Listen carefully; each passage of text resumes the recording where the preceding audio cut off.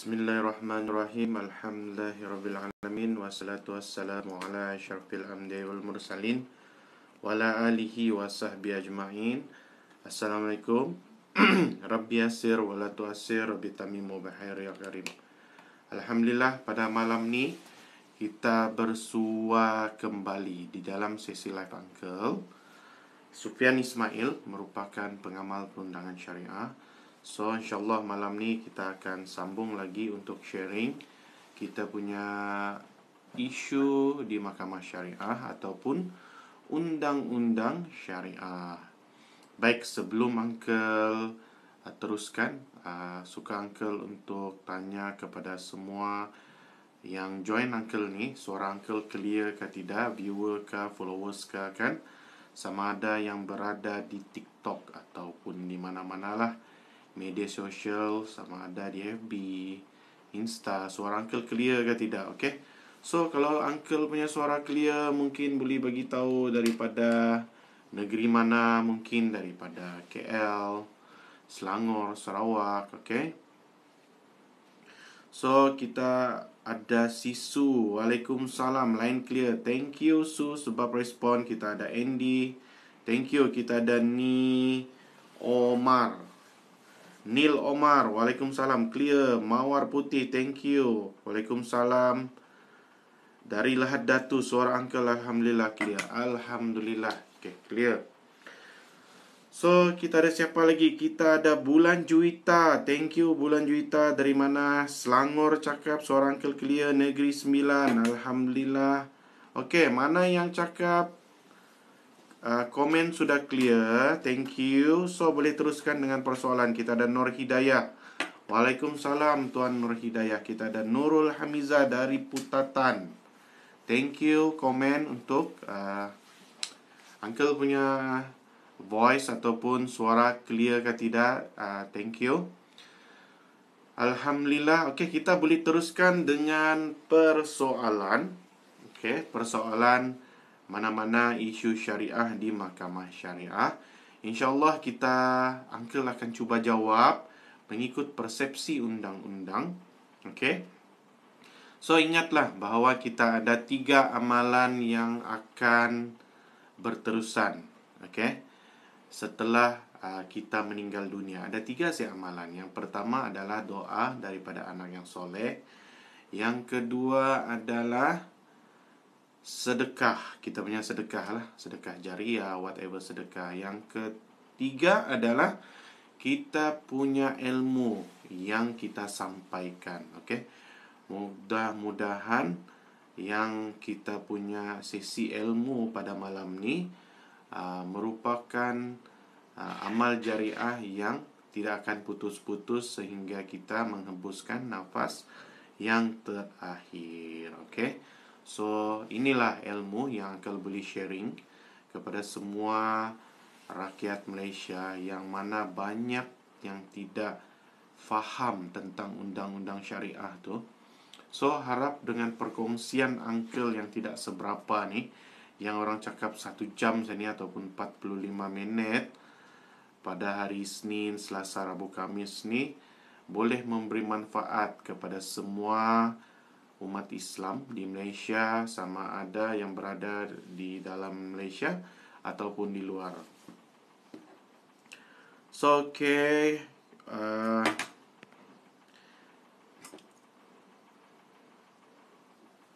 kita teruskan dengan kita punya perkongsian ilmu. Apakah persoalan pada malam ni yang perlu Uncle jawab supaya tidak ada yang keliru? Okay. So, hari ini Uncle mau terangkan mengenai efek nusyus terhadap isteri.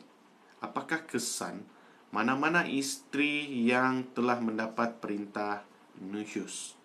Sebab banyak ni isteri yang beritahu Uncle, adakah saya layak untuk menuntut nafkah anak? Ataupun adakah saya layak untuk membuat tuntutan hak penjagaan anak terhadap suami saya, bekas suami, di mana saya telah pun diperintahkan mahkamah terhadap nusyus.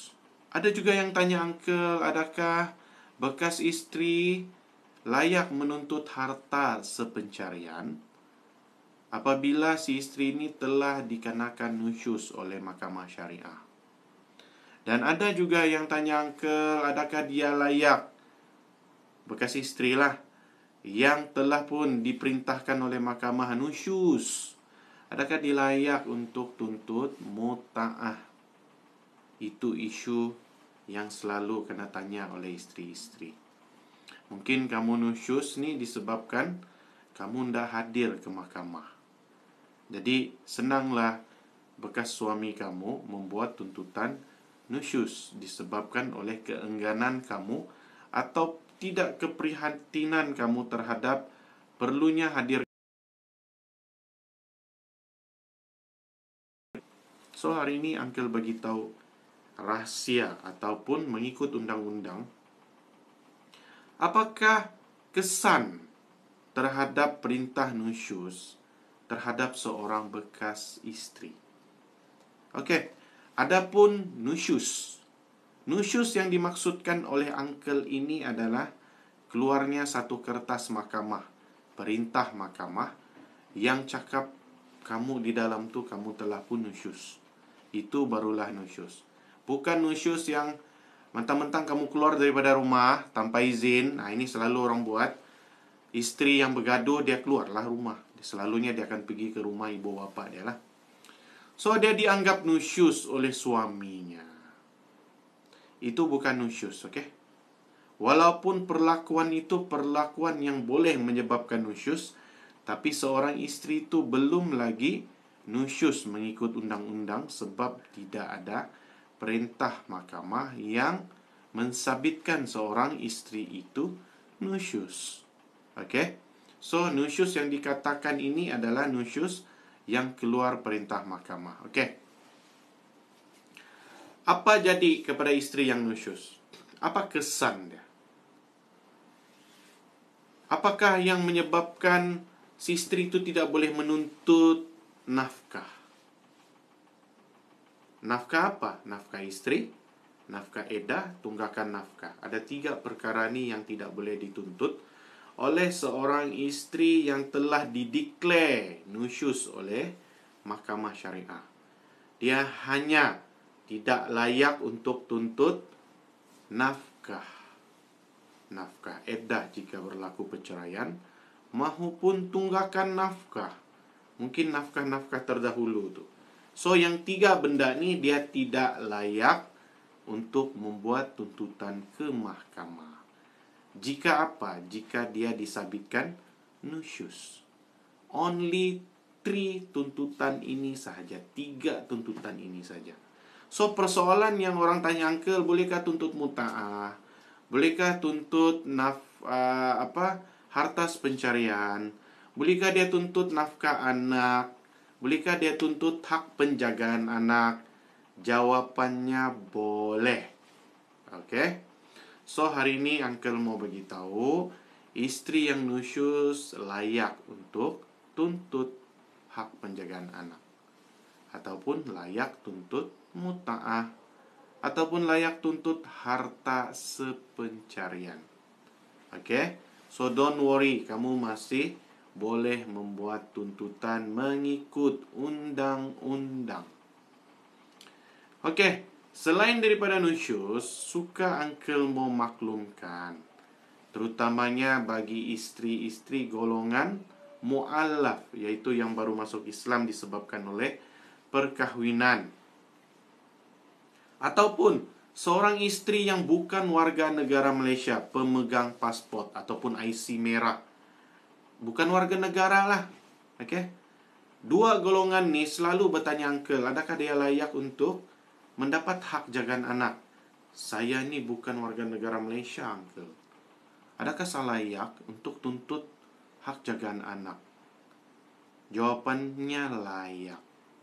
Ada lagi yang selalu tanya Uncle, suri rumah, tidak bekerja. Dia hanya di rumah sahaja menjaga anak. Jika bercerai, Uncle, layakkah saya tuntut hak jagaan anak? Jawapan dia layak. Kenapa? Sebab nafkah anak adalah ditanggung oleh bapa kandung, bukannya ibu kandung. Walaupun ibunya jutawan, walaupun ibunya tu bekerja, tanggungan terhadap nafkah anak adalah ditanggung oleh bapa, bukannya mama. So, even pun mama tidak bekerja, ibunya itu, dia layak untuk tuntut hak jagaan anak. Okey? Inilah yang selalu ibu-ibu menanya sama uncle ni. Yang mualaf, yang pemegang pasport, yang tidak ada kerja tetap, yang tidak kerja lah, adakah layak untuk tuntut hak penjagaan anak? Semestinya boleh tuntut, layak tuntut. Okey? So itulah sharing uncle pada malam ni untuk uncle sampaikan kepada mereka yang masih kurang faham, yang masih ragu-ragu terhadap statement tersebut. So hari ni uncle kasih kuat. Alright, kita baca dulu soalan. Alright, kita ada si Redha dari Ketentuan Ilahiyah. Waalaikumsalam. Jika isteri minta cerai semasa hamil, boleh ke? Okey, untuk memohon cerai ni tidak ada masalah dalam keadaan apa sekalipun, boleh. Cuma Mahkamah Syariah tidak membenarkan lafaz cerai semasa isteri itu haid sahaja. Sebab melafazkan isteri semasa isteri dalam keadaan haid adalah haram. Tetapi jika berlaku juga lafaz, dia tetap sah walaupun haram. Bayangkan, macam mana pula kedudukan dengan isteri yang mengandung? Tidak ada masalah pun untuk bercerai walaupun mengandung. Bezanya, isteri yang mengandung bila bercerai, dia punya iddah tu panjang. Iaitu iddahnya sehingga melahirkan anak. Biasa orang 3 bulan. Seorang yang mengandung ni, bila dia bercerai, iddahnya tu panjang. Macam mana punya panjang? Sampai melahirkan anak. Itulah tempo iddahnya. Okey, Redha, faham ah? Okey, thank you. Kita ada Hanahman. Beritahu seorang uncle clear, okey. Alright, uncle mau baca soalan lagi. Okey. Dina dia, Assalamualaikum uncle. Semoga dipermudahkan segala urusan uncle selalu. Amin. Thank you Dina. Alright, thank you juga siapa yang bagi uncle hadiah-hadiah ni. Alright, Negeri Sembilan. Alright, kita ada pertanyaan daripada si Madam Su. Sekiranya ibu mengingkari keputusan mahkamah interim, perlu buka fail ingkar arahan mahkamah. Fokus dulu pada hadanah. Okey, mana-mana ada arahan mahkamah, tetapi di dalam kes interim hadanah ni maksudnya hak penjagaan sementara. Okey. So kamu boleh mohon bantuan polis terhadap perintah yang telah dikeluarkan untuk mendapatkan anak tersebut.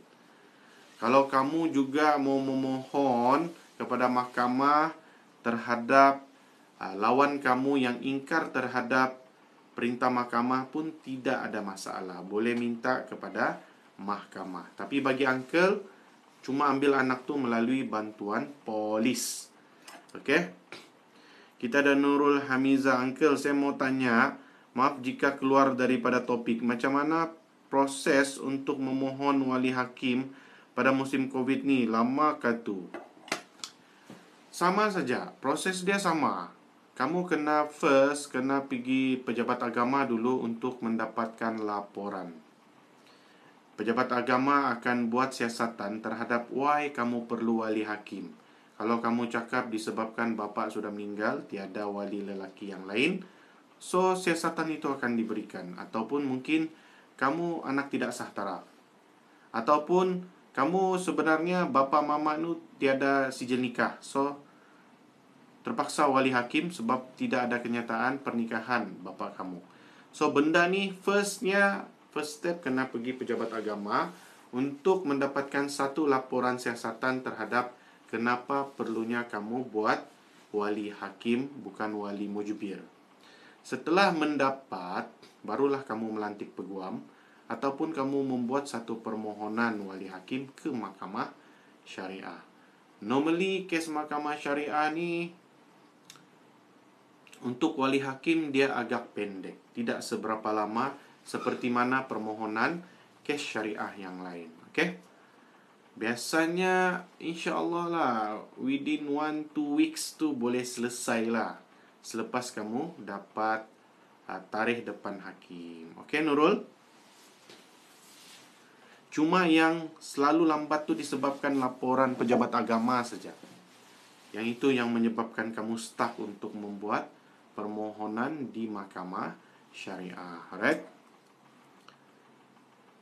Okey, jika nusyus siapa ni? Nora Saad.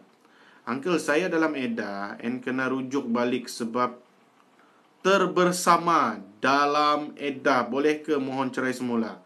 Boleh, tiada masalah. Tapi kamu kena ada step dia. Cik siapa ni? Cik Az. Maksudnya kena buat dulu pengesahan rujuk, ada sijil rujuk daripada Jabatan Agama, and then barulah kamu buat tuntutan perceraian semula. Sama ada mau cerai persetujuan ataupun fasah taklid terpulang. Okay? Alright, kita ada siapa? Maria Love Spell join. Thank you Puan Maria sebab join. Kalau ada soalan boleh mengajukan persoalan. Okey, kita ada Fatin, Ustaz Zuka suami. Apa ni? Tak bagi nafkah batin selama 4 tahun. Macam mana tu ya nafkah lain dia bagi? Okey. Ustaz jawablah please. Okey, mana-mana suami yang tidak bagi nafkah batin, kamu boleh buat tuntutan cerai lah disebabkan tidak ada bagi nafkah batin. Sama ada kamu mau fasah pun boleh, kamu mau cerai taklid pun boleh jika mahu bercerai. Kalau tidak mau bercerai, kamu mau suami kamu bagi nafkah batin, kamu boleh juga memohon di mahkamah supaya di dalam tuntutan tinggal bersama semula. Okey? Ini tuntutan memang jarang dibuat lah, tapi memang ada di dalam memohon di mahkamah untuk tinggal bersama semula. Uncle, bolehkah pergi pejabat agama kalau suami tak bagi nafkah batin selama 4 tahun? Boleh. Kamu boleh mengadu di pejabat agama supaya pejabat agama pun panggil suami itu, nasihatkan suami itu supaya melaksanakan tanggungjawab nafkah batin. Boleh, tidak masalah. Okey, siapa tu nama dia? Sifatin Fatihah. Okey. Uncle, mau tanya, bolehkah seorang abang menuntut tanah peninggalan arwah adik perempuannya di mana arwah adiknya tidak pernah berkahwin? Boleh. Sebab apa? Abang kandung juga merupakan ahli waris terhadap harta adiknya. Selain daripada adik-beradik, adalah ibu bapa si mati lah. Memang boleh. Nisha Ahad. Abang kandung memang boleh tuntut harta adik kandungnya, tidak masalah. Terutamanya yang tidak berkahwin. Sebab wanita yang tidak berkahwin, ahli warisnya adalah ibu bapa dan adik beradiknya. Okey? Soalan seterusnya. Adakah soalan lagi? Right.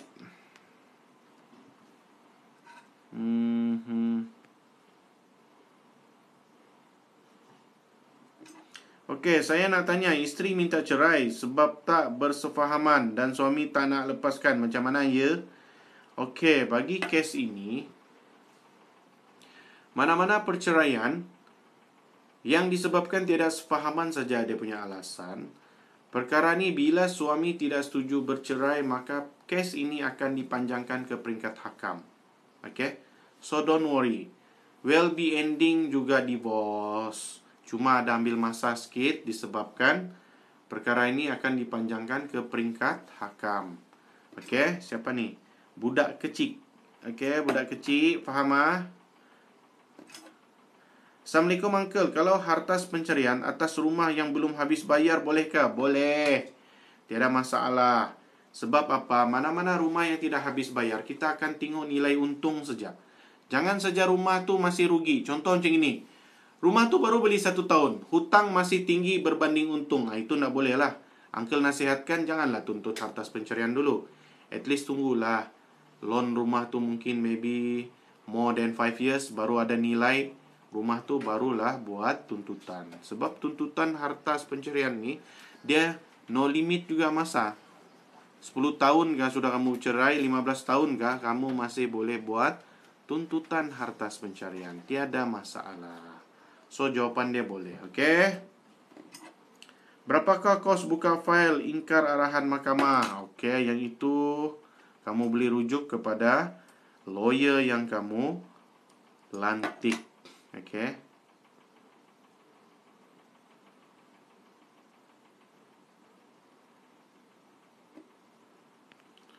Alright, soalan seterusnya. Sita dan Nun Hati, waalaikumsalam dan selamat malam. Okey, untuk kes hadanah, sekiranya bapa hire lawyer dan ibu tak ada lawyer, makan tahun tak kes tersebut, Uncle? Okey. Biasanya kes hadanah ni dia memang ambil masa. Dia bergantung juga, tapi normally kes memang dalam masa 6 hingga 7 bulan lah. Itu standard. Kadang-kadang dia boleh jadi setahun tu, kadang-kadang sebab perkara-perkara yang kita tidak jangka lah, macam COVID ataupun hakim sakit kah, apakah, yang itu yang buat kita kadang-kadang delay.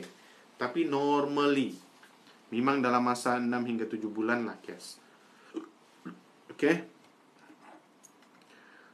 Adakah boleh saya minta pisah kalau suami tidak indah bab solat dan nafkah? Boleh, ikinan. Memang boleh, tidak masalah. Okey. Alright, kita ada si Emilia Ashura. Maaf, mahu bertanya on behalf of someone. Wakil ni, wakil. Mereka baru berkahwin tetapi langsung tidak pernah sentuh si isteri. Nafkah zahir and batin kira kosong. Bolehkah si isteri tuntut cerai? Boleh. Tidak masalah. Memang boleh buat tuntutan cerai disebabkan alasan tersebut. Sudahlah anda bagi nafkah zahir, batin pun tidak bagi. Okey? So, boleh tuntut cerai fasah ataupun taklik. Alright, sama-sama Nisha Ahad.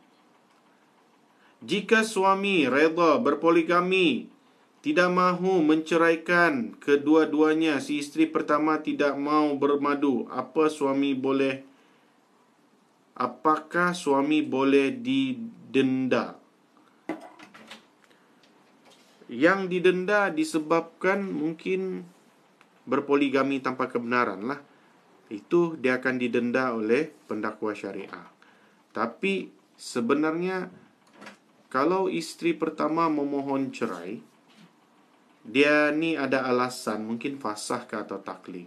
Suami itu tidak boleh juga mau menghalang daripada isteri pertama bercerai, kan?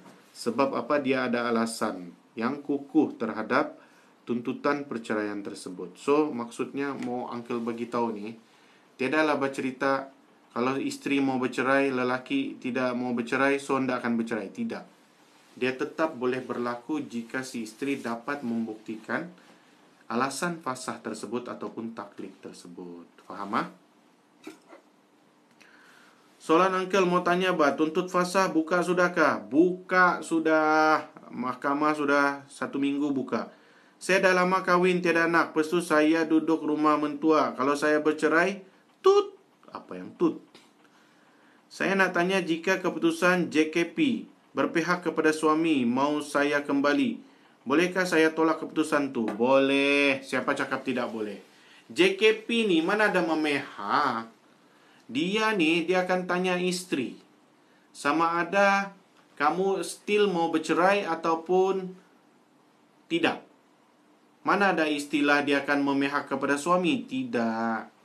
Kalau isteri still mau bercerai, pihak JKP akan membuat laporan perlu dipanjangkan ke peringkat hakam. Okey? Tiadalah macam gitu tu Nur Rasad. Mesti ada JKP akan buat laporan terhadap JKP tersebut, jawatan kuasa pendamai. Okey? Tiadalah yang akan memihak siapa-siapa. Dia akan beritahu result saja. Dia kalau dia cakap okey, tidak jadi cerai, dua-dua boleh okey, dia mesti ada persetujuan dua pihak. Mana boleh satu pihak saja. Okey? Alright, nafkah anak bulan Juita sekiranya melalui majlis suluh, bolehkah saya request untuk potong gaji atau mana-mana ya? Tidak boleh kecuali suami itu bersetuju. Okey, sebab dia akan dibagi tempoh percubaan.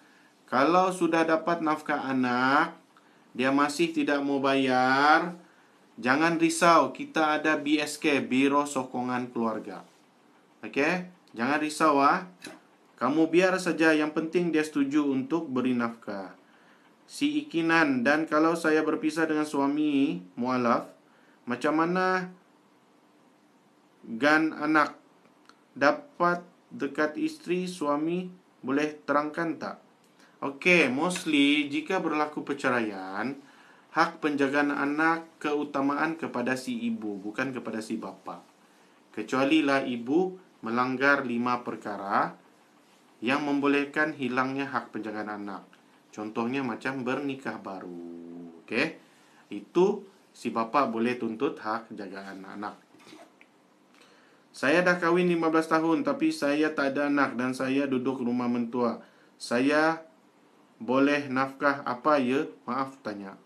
Nafkah apa? Bercerai ke tidak? Nafkah isteri boleh dapat. Kamu boleh tuntut nafkah isteri. Assalamualaikum. Kalau harta pusaka sudah dibahagi kepada 2 bahagian, iaitu lelaki 2/3 dan perempuan 1/3, siapa yang bagi? Adakah mengikut hukum Islam? Kalau ikut hukum Islam, lelaki dapat 2 bahagian, perempuan dapat 1 bahagian. Bukan 2/3, 1/3. Salah tu. Okey?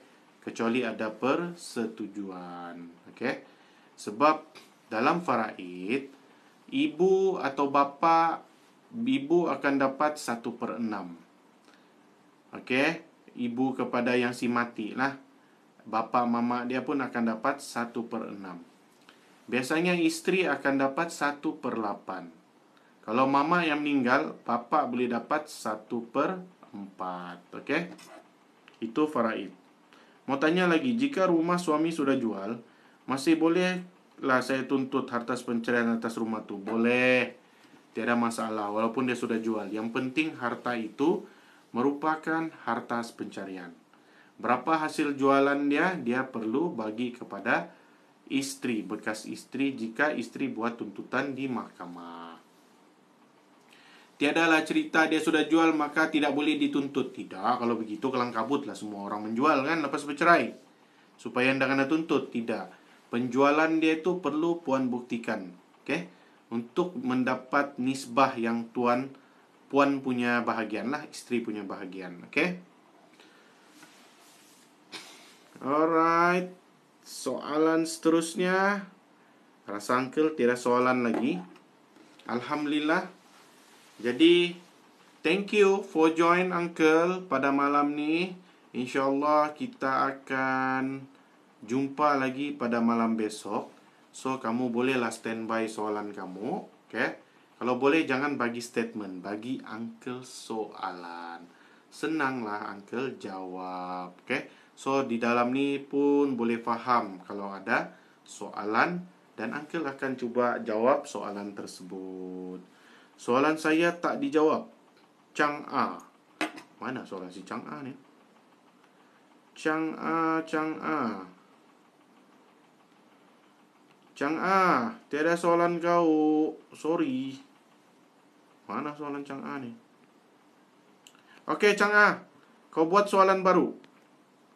Type balik. Nanti uncle jawab. Tuan, jika isteri pertama buat aduan di mahkamah serta seria isteri kedua ada denda ke? Tiada. Isteri kedua tiadalah denda, melainkan kamu bernikah tanpa kebenaran mahkamah.